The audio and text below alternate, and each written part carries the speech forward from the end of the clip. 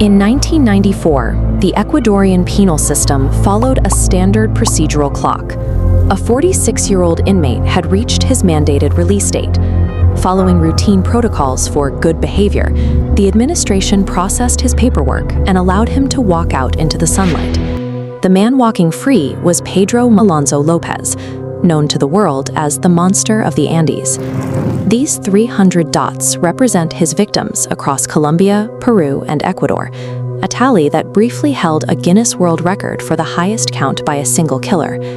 Against that weight, we have the timeline on the right, exactly 14 years spent in a cell. In most modern legal systems, a single murder conviction often leads to life imprisonment.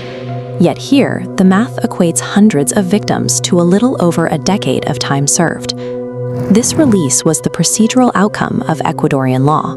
The government followed its own statutes to the letter, opening the gates for a confessed monster based on the specific mechanics of their sentencing code. Between 1978 and 1980, López operated within the vast, isolating terrain of the Andes. He moved like a ghost, shifting constantly across the borders of Ecuador, Peru, and his native Colombia. He employed a specific targeting strategy, preying on deeply impoverished girls, usually between 8 and 12 years old. He relied on the fact that when children from these marginalized remote communities vanished, the authorities rarely launched investigations.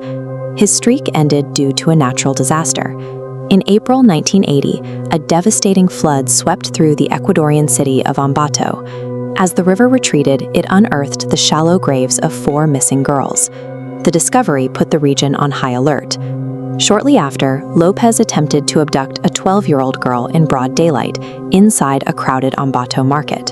Her mother screamed, a mob intervened, and López was handed over to the police. Once in custody, the evidence mounted quickly. An undercover officer placed in his cell earned his trust, leading to a confession of over 300 murders. López then personally led investigators into the terrain to reveal 53 separate graves. The police possessed a confession and insurmountable physical evidence. The investigative phase was a success, but the case was about to collide with a rigid legal ceiling. In July 1980, the trial in Ambato concluded. Despite the volume of evidence, the judge delivered a sentence of exactly 16 years. This illustrates the rigid framework of Ecuador's penal code at the time. The law enforced an absolute maximum penalty cap, which forbade consecutive sentencing. No matter the number of individual charges, the punishment hit a hard ceiling of 16 years. Under this framework, 16 years divided by 300 victims equates to roughly 18 days of prison time per murdered child. The situation evolved in 1994. Under the standard bureaucratic protocols of the time, López was entitled to a sentence reduction for good behavior.